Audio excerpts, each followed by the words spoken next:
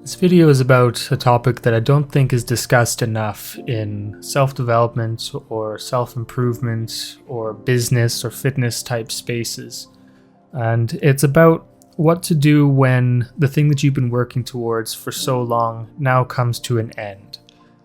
So, to start off, my story begins in late 2019, early 2020.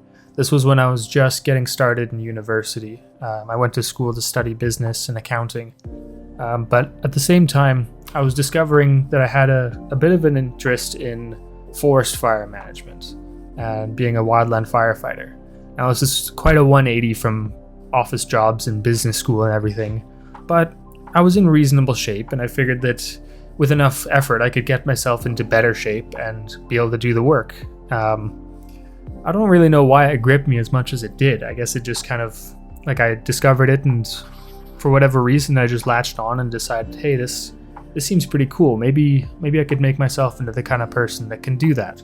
So a lot of the self-improvement, if you want to call it that, even though I don't really like that term because of the grifters associated with it, a lot of the self-improvement journey that I went on was in service of this goal of becoming a wildland firefighter.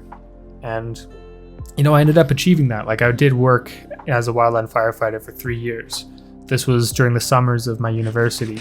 So I finished my degree in 5 years, and I did 3 of those summers as a wildland firefighter. And, getting the job was incredible. It felt so good to get that email in my inbox saying, congratulations, you got the job. And it took a very long time for me to get to that point. I had to not only get myself in better shape, because, like I said, I was in okay shape, but I wasn't athletic by any means. I never really did any sports in school growing up, so I had to get my strength up and especially get my cardio endurance up. So that took quite a lot of work, lots of running and wearing heavy backpacks and going for hikes and things like that to just prepare for the physical work of the job that it would entail. So I did that over this course of a couple of years, and throughout 2020, 2021, I had built myself into someone that I figured could pass the fitness test required and actually work. Now, I'm Canadian, and so the fitness test that I needed to do to work as a wildland firefighter in Canada is called the WFX Fit. You can look it up on YouTube. There are videos of people doing it, and it basically involves wearing heavy weight on your back for most of the time and going back and forth and up and down a ramp. And it sounds pretty simple. It is honestly very simple, but there's time cut off where you have to do it, so you can't just go slowly. You have to kind of hustle a little bit. It's not quite a run, but you do have to walk fairly fast, especially if you're not very tall like I am. And I showed up to my first fitness test and I passed. So that was great because that meant that I got the job. And if I didn't pass, then that would have been pretty embarrassing, because then I would have not only a pretty shattered ego, but I would also have no summer job. But thankfully I did. And so building up the fitness parts took a lot of time and effort, but on top of that, I also had to build up some skills. I wouldn't call it an entry-level job. You do need to have, a first aid certificate is a requirement, and a driver's license and things like that. So I had to go and get those certificates.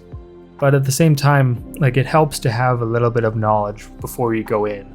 They have boot camp and training and everything, but I knew that I was coming from a little bit of an underdog position, given that I wasn't particularly athletic, and a lot of the things that they favor are people that have manual labor type experience, whether that's trades work or just general labor or outdoor guiding experience in the past. I had none of that. I was a business student, right?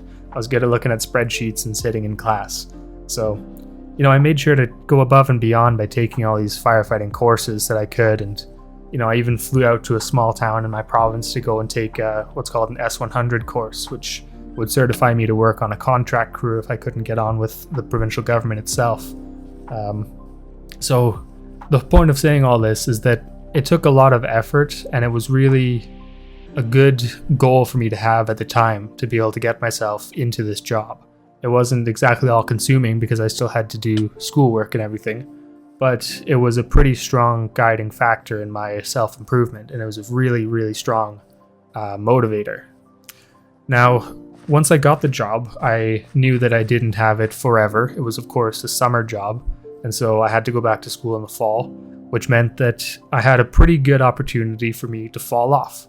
If you work out all summer long and maintain your fitness during the job, that's all well and good, but then I had 8 months of school where I could pretty easily let myself go if I wanted to, or if I let myself.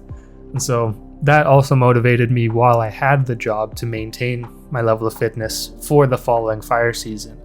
The general routine that I fell into was like September and October I'd find relatively chill. I would just kind of work out whenever I felt like it and get back into the school way of things. But by the time midterms rolled around and I wanted a bit of a distraction from school, I'd find myself working out a lot more and then coming up with my more official training plan to get me back ready for the fire season for the next year. And that was basically the routine of the latter half of my university degree. And it was, again, another very strong motivator for me to stay in shape. It was a bit of a North Star to guide me on what I wanted to do, while I also had the guiding goal of graduate. I didn't want to let that go either, and I knew I still wanted to pursue a career in accounting and business, so I had to graduate, but I also wanted to keep the forest firefighting job going. Now, fast forward to 2024. This was my graduation year, and so I finish university and pretty much immediately go back to fighting fire for one last time in the summer following my degree. And it was a bit of a different season. It felt a little bit more bittersweet because I knew that a lot of the things I was doing were going to be my last, because these are things that I would be really dreaming of only a few years before and thinking, man, if only one day I could get to, fly in a helicopter or work on a forest fire or all this stuff. I was doing that again, but I knew that it would be some of my last. And that was a very, very strange feeling, which brings me into the point of the whole video of learning how to give up on those things that you worked for so long to get. Because I don't think that, at least for me, comes naturally. Yeah, I guess I've just found it difficult to create an identity around something new and to really be able to give up that past identity that I worked so hard to get. I don't think that I'm leaving for any of the wrong reasons, which again makes it a little difficult because a lot of the advice out there is to say, well, maybe you don't actually think this is the end, but I really do. I know that I'm done with this job and this former identity, but transitioning it from my current identity to my former identity, even with knowing that it's the right thing to do, is still very difficult. I guess one way that I've been helping myself through that, though, is by finding other goals. And these are anything from just small things like being able to run faster. So I've really focused a lot on the fitness that I wasn't able to develop during my time as a wildland firefighter. Because in the summers, we're pretty busy, at least where I am in British Columbia. It's often quite a hectic summer, and so you don't really get the time to work on your fitness goals in other areas. Like obviously you stay fit when you're working, but it doesn't help me with my bench press, for example, or my running time. And so setting a goal of like, okay, I want to improve my 5K time by a couple of minutes. That's one of the goals I have, and I want to enter a race, local 5K race, and win it. That's another goal. Same thing with just building up my squat, bench, and deadlift. So having those new goals, a bit of a new guiding, a bit of a new North Star to aim for, has been useful. But the problem with those is that they're smaller. It's not as all-consuming for me, at least, as being a forest firefighter has been.